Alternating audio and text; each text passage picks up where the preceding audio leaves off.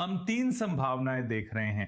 पहली है नाकाबंदी जारी रखना, जिस पर राष्ट्रपति ट्रंप गंभीरता से विचार कर रहे हैं क्योंकि इससे ईरानी अर्थव्यवस्था कमजोर होती है। लेकिन इसके साथ युद्ध से जुड़ी पूरी स्थिति, संघर्ष की पुनः शुरुआत, मिसाइलें, हताहत वगैरह नहीं आते और वो लागत जो वैश्विक ऊर्जा स्थिति को प्रभावित करेगी।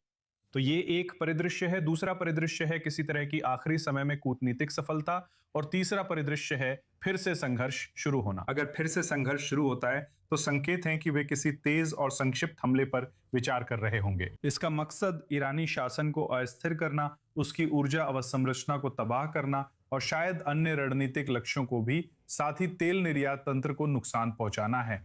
कहा जाए तो इन सभी लक्ष्यों पर हमला हो सकता है।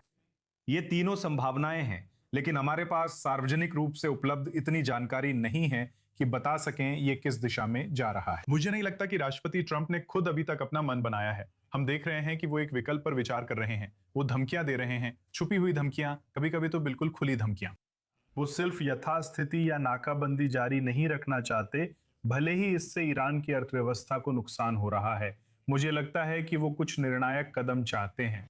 लेकिन आप जानते हैं, मध्य पूर्व में अक्सर जो आप चाहते हैं और जो आपको मिलता है उसके बीच एक अंतर होता है। तो हमें देखना होगा कि ये कैसे आगे बढ़ता है।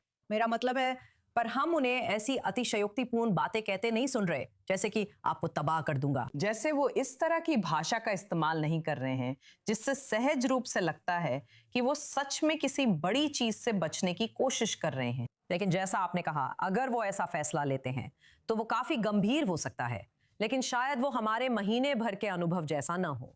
हाँ, ट्रंप के बयानों के आधार पर उन्हें आंकना मुश्किल है क्योंकि उनके बयान बिखरे हुए हैं। लेकिन आज हमें बातचीत की एक झलक मिली जब IRGC से जुड़ी मीडिया ने वो 5 मुख्य मांगे प्रकाशित की जो अमेरिका ने सामने रखी थी। ये 5 मांगे हैं।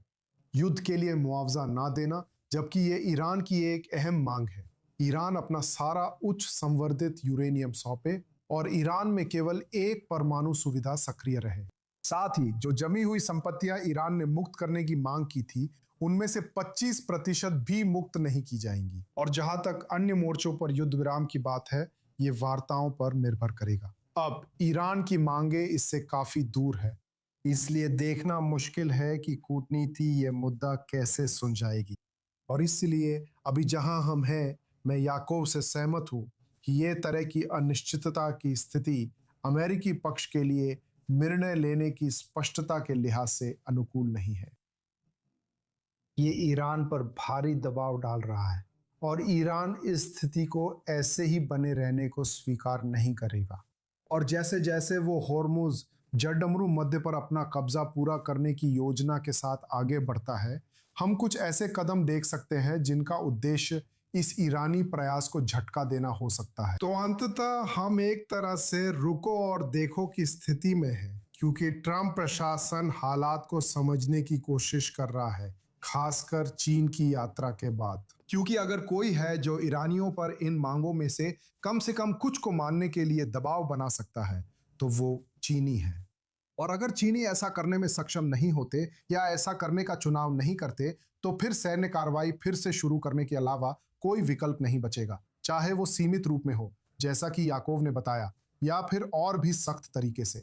लेकिन आखिरकार कूटनीतिक रास्ते के लिहाज से लगता है कि समय खत्म होता जा रहा है, क्योंकि इस समय दोनों पक्ष एक दूसरे के पक्ष में कोई गंभीर रियायत देने को तैयार नहीं है। चाइन क्या कर सकता है, ट्रंप क्या कर सकते हैं? मुझे पता है ये काल्पनिक है, लेकिन क्या ट्रंप ने चीन से ऐसा वादा किया हो सकता है जिससे वे ईरान के मामले में दखल दें? देखिए, चीन चाहता है कि तेल का प्रवाह फिर से शुरू हो, तेल की आपूर्ति फिर से शुरू हो। यही उनकी चाहत है, यही उनका साफ लक्ष्य है। वे परेशान हैं क्योंकि वे ईरानी तेल पर काफी हद तक निर्भर हैं। मैं ये नहीं कहूंगा कि वे पूरी तरह निर्भर हैं, लेकिन मैं ये जरूर कहूंगा कि वे काफी हद तक भरोसा करते हैं, क्योंकि वे अभी भी तेल अन्य स्रोतों से प्राप्त कर सकते हैं। लेकिन तथ्य ये है कि होर्मुज जलडमरू मध्य बंद है, जिससे न केवल उन्हें ईरानी तेल नहीं मिल रहा है, बल्कि सऊदी और कुवैती तेल भी नहीं मिल रहा है, जिसे वे बड़ी मात्रा में खरीद रहे हैं। ये उनकी अर्थव्यवस्था के लिए एक झटका है। अब वास्तव में यथास्थिति चीन के लिए काफी अच्छी थी, क्योंकि ईरान उसे तेल छूट पर बेच रहा था। क्यों? क्योंकि यह प्रतिबंधित तेल है। चीन ने जोखिम उठाकर यह तेल खरीदा और गुप्त व्यापारिक जहाजी बेड़ा बनाकर तीसरे पक्ष के जहाजों से अदला बदली कर अपने निशान छुपाने की कोशिश की।